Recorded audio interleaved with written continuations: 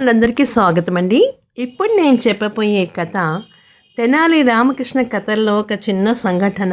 మరి అదేమిటో తెలుసుకుందామా? మరి అయితేని కథ పేరు మూడు ప్రశ్నలు. మూడు ప్రశ్నలు ఏమిటో మరి తెలుసుకుందామా? శ్రీకృష్ణదేవరాయలు వారు వాళ్ళ ఆస్థాన కవులు అందరినీ కూర్చోపెట్టి అప్పుడప్పుడు ప్రశ్నలు వేస్తూ జనాలందరినీ కూడా అడుగుతూ ఉండేవారనమాట. అలాంటి విషయంలోనే ఇది ఒక చిన్న సంఘటన అన్నమాట. ఒకసారి శ్రీకృష్ణదేవరాయల సభలో నేను ఇప్పుడు 3 ప్రశ్నలు అడుగుతాను, సరైన సమాధానం చెప్పిన వారికి బహుమతిస్తాను అన్నారు. అందరూ ప్రశ్నలు ఏమిటో తెలుసుకోవాలని ఉత్సాహంగా ఉంది. మొదటి ప్రశ్న ఏమిటో తెలుసా? మనిషికి విలువైనది ఏమిటి? మరి రెండో ప్రశ్న అత్యంత జాగ్రత్తగా చూసుకోవాల్సింది ఏమిటి?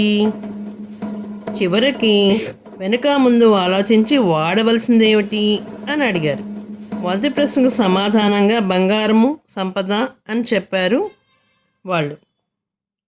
ఇళ్ళు పంటలని రెండవ దానికి సమాధానం చెప్పారు. మూడో ప్రశ్నకి నిప్పు అంటూ తోచింది చెప్పేశారు. అవేమీ శ్రీకృష్ణదేవరాయలకి నచ్చలేదు. దాంతో తెనాలి రామలింగాన్ని పిలిచి, నీకు జవాబు తెలియనా అని అడిగారు. తెలుసండి అని అతను చెప్పడం మొదలుపెట్టాడు. ఈ ప్రశ్నకి సమాధానం ఏమిటంటే గాలి, నీరు, నిలువ నీడ అన్నాడు రామలింగడు. అదేలాగా అని అడిగారు దేవరాయలు వారు. గాలి నీరు ఉండడానికి నీడ లేకుంటే మనిషి బ్రతకలేరు కదా. అదంతా కూడా గాలి అనేది నీరు అనేది మనకి భగవంతుడు ఇచ్చిన ఉచితంగా ఇచ్చినాయి కదా మరి. కాబట్టి వాటిని లెక్క చేయట్లేదు.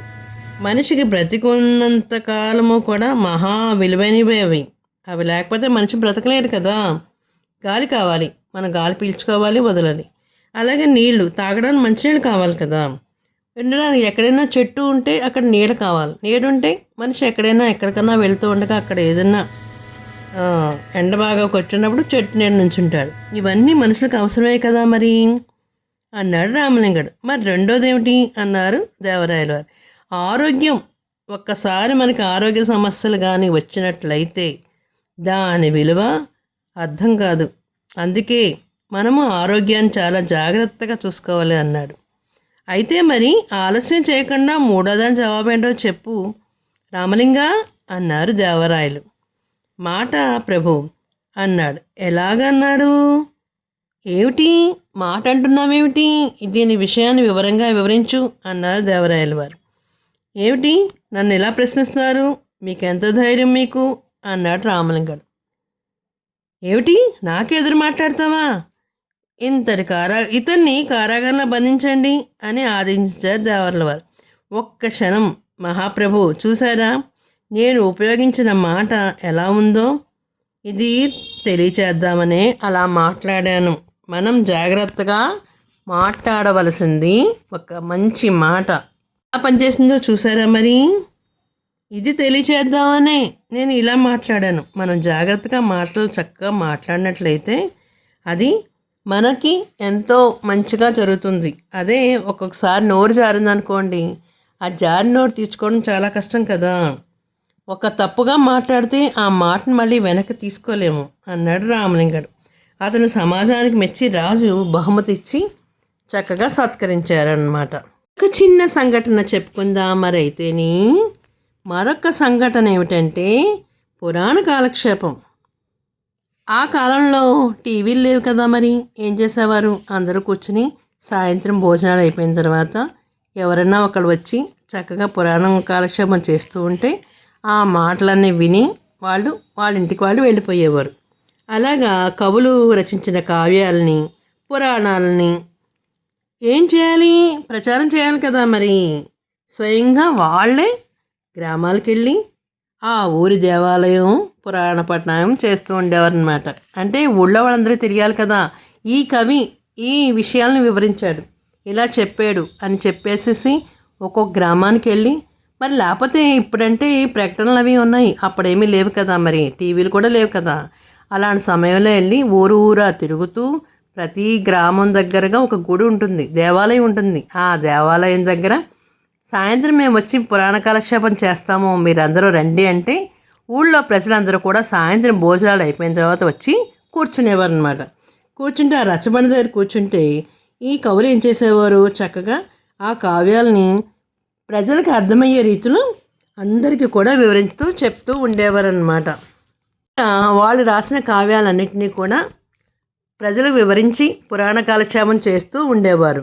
నిజంగానే తెనాలి రామకృష్ణుడు ఏం చేశాడంటే పాండురంగ మహత్యము అనే కావ్యాన్ని ప్రజలందరికీ వినిపించాలని ఒక గ్రామానికి వెళ్ళాడు. అక్కడ ఒక దేవాలయంలో కూర్చుని బస చేసి ప్రతిరోజు కూడా సాయంత్రము పురాణ పఠనాన్ని చేస్తున్నాడు. ప్రతిరోజు చెప్తున్నాడు పాండురంగ మహత్యం గురించి. అయితే అంత గొప్ప మాటలు చెప్పేవాడు ఆయన. ఎంత వాగ్దాటి అంటే గొప్పవాడు, సమయస్ఫూర్తి.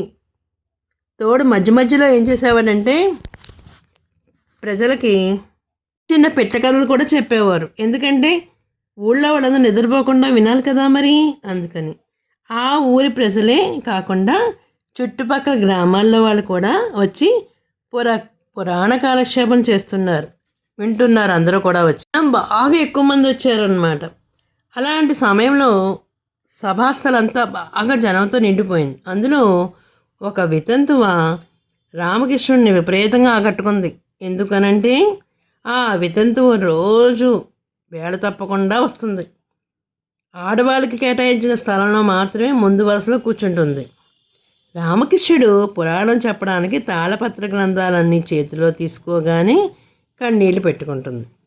పురాణ పఠనం అయ్యేంత వరకు కళ్ళ నీళ్ళు ఇలా కక్కుకుంటూ మోగదానిలాగా ఏడుస్తూ అందరినీ ఆకర్షిస్తుంది. అయితే అందులో ఒక శ్రోత ఏం చేశాడంటే అతని కుతూహలం ఆపుకోలేకపోయాడు. ఆమె దుఃఖానికి కారణం ఏమిటని అడుగుతుంటే, ఏమ్మా రోజు పురాణ శ్రవణం మొదలుపెట్టిన దగ్గర నుంచి కన్నీళ్ళు పెట్టుకుంటున్నావు, పురాణం మొదలైతే చాలు కంటికి మంటికి ఏకదారిగా ఏడుస్తున్నావు, ఏమిటి విషయము? పాండురంగడి కథ మా అందరికంటే నీకు బాగా బోధపడిందా ఏమిటి అని అడిగారు.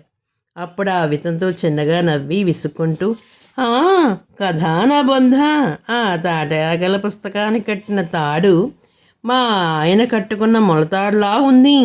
ఆ తాడు చూస్తున్న కొద్దీ మా ఆయన జ్ఞాపకం వచ్చి ఏడ్చి వస్తున్నాను. ఆయన పోతూ పోతూ ఆస్తుపాస్తులన్నీ కూడా కడబెట్టిపోయాడే కానీ మొలకు కట్టుకున్న మొలతాడు మాత్రం ఇచ్చిపోయాడు కాదు, ముద నష్టపు చచ్చినాడు అంటూ ముక్కు చీదుకుంది. ఆ మాటలు విన్న రామకృష్ణుడు ఇదంతా ఒక పెట్టగదలా మార్చి, విన్నారా, ఈవిడ దెబ్బకి ఈవిడ మొగుడే కాదు ఆ యముడు కూడా తట్టుకోలేకపోయాడు. ఈ మొలతాడు కోసం ఈ మహాతల్లి లోకానికి వచ్చి తన మొహం మీద ఎక్కడ నిప్పులు పోస్తుందో అని భయపడిపోయి ఆ యముడు ఏమి చేశాడో తెలుసా? లోకాన్నించి ఈ మొలతాడుని జారబడిస్తే అది నా చేతికొచ్చింది. అలా చిక్కబట్టే దాన్ని నేను ఈ గ్రంథానికి కట్టబెట్టి ఈవిడ దాన్ని చూడబట్టే కదా పోయిన ఒకడు గుర్తుకొచ్చాడు. మొలతాడు నాకు దొరకకపోతే ఈమెకి ఆ చచ్చినవాడు గుర్తుకొస్తాడా? చచ్చి కూడా తిట్లు తినేవాడా అనేశారు. అందరూ గుర్రమని నవ్వారు. అందరితో పాటు వితంతో కూడా మనసారా నవ్వేసింది. చూసారా మరి రామకృష్ణ గారి యొక్క కవితా చాతుర్యంలో చిన్న చిన్న పెట్టె కథలు చెప్తూ అందరినీ నవ్విస్తూ చాలా చక్కగా పాండురంగ మహత్యాన్ని అందరికీ వివరించారు. ఎంతో బాగుంది కదా. మరి ఒక చిన్న సంఘటన చెప్పుకుందామా అయితేని. మరొక సంఘటన ఏమిటంటే ఎవరు గొప్ప? రాయలవారు దైవాంశ సంభూతులని దశావతారి అయిన శ్రీ మహావిష్ణువు స్వయంగా శ్రీకృష్ణదేవరాయలుగా పుట్టారని అనేక మంది కవులు ఆయన్ని ఎప్పుడు కూడా ప్రశంసిస్తూ ఉంటారు. ఆయన సాక్షాత్ శ్రీకృష్ణుని అవతారమని కొందరు నమ్ముతూ ఉంటారు. ఒకసారి సభలో అవతారాల ప్రస్తావన వచ్చింది.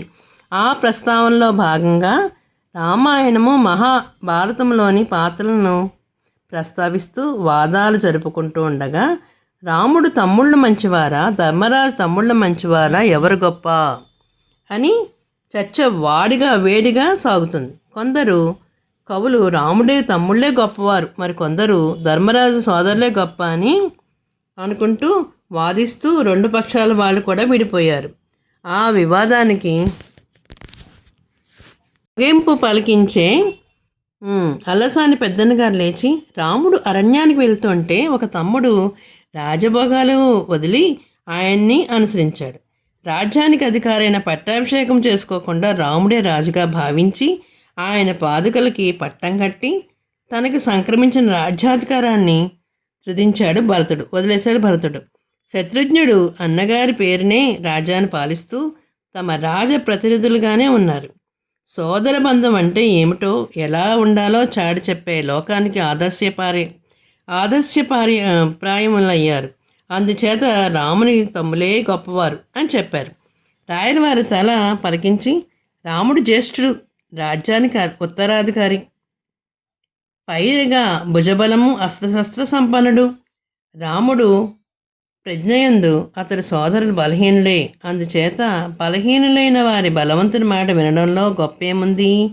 అదే ధర్మరాజుని సోదరులు మహాబలవంతులు, అన్నగారి కంటే బలవంతమైన వాళ్ళు. తమకు కష్టములన్నిటికీ అన్నగారే కారణం అని తెలిసి కూడా అన్నమాట జవదాటకుండా నిలిచి కాడడవుల పాలైన ధర్మజ సోదరులే గొప్పవారు. రాముని తమ్ముళ్ళు బలహీనులు కనుక రాజ్యాధికారం దక్కలేదు.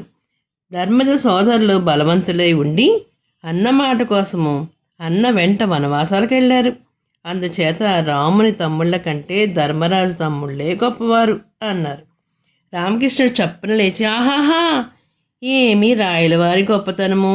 మీరు సాక్షాత్ శ్రీకృష్ణ అవతారమని అందరూ వినవిస్తూ ఉంటారు కదా, బహుశా అందుకేనేమో కాబోలు ఈ అవతారంలోనే కాదు, ఈ అవతారంలో కూడా తమ పాండవ పక్షపాతాన్ని నిరూపించుకుంటున్నారు. అవతారం ఏదైనా అశ్రిత రక్షణయే తన కర్తవ్యమని చాటుకున్న రాయలవారే అందరికంటే గొప్ప అని చమత్కారం చేశాడు. అంటే రాయలవారి గొప్పతనము ఏంటంటే కవులను ఆదరించడము, కవులకి ఘన సత్కార్యాలు చేయడము, వాళ్ళకి ఇవ్వవలసిన అన్నీ ఇవ్వడం ఎంతో గొప్పగా చేస్తూ ఉండేవారు కదా. మరి రామకృష్ణుడు చెప్పాడు, మీరే శ్రీకృష్ణుడి కంటే కూడా గొప్పవారు, ఆ కాలంలో అయినా ఈ కాలంలో అయినా మీరే గొప్ప అని గట్టిగా చెప్పేసరికి అందరూ కూడా చప్పట్లు తెరిచారనమాట. అందరూ కూడా చూసారా మరి రామకృష్ణుడికి ఉన్న విజ్ఞత, తెలివితనము ఎంత గొప్పదో. రాయలవారిని ఇంట వెంట జంట ఉంటూ ఆయనకి ఎటువంటి కష్టం రాకుండా రాయలవారిని చూస్తూ ఆయనకి ఎన్ని రకాలుగా అన్నీ చేస్తూ వచ్చాడనమాట. అందుకే రామకృష్ణ అంటే అంత గొప్ప ఇష్టము రాయలవారికి. మరి శ్రీకృష్ణదేవరాయల వారికి రామకృష్ణ అంటే మక్కువ ఎక్కువ. ఎందుకంటే ప్రతి ఏ సమస్య వచ్చినా దాన్ని వెంటనే విడగొట్టి దాని సరైన సమాధానం చెప్తూ, దిగ్గజాల కవుల్లో ఎంతమంది ఉన్నా కూడా అందులో అన్నిటికీ తెలివైనవాడు ఈ రామకృష్ణ ఒక్కడే. మరి వారి దీపకాంతికి లైక్ చేసి, షేర్ చేసి, సబ్స్క్రైబ్ చేసి, కామెంట్ రూపంలో పెట్టండి మరి.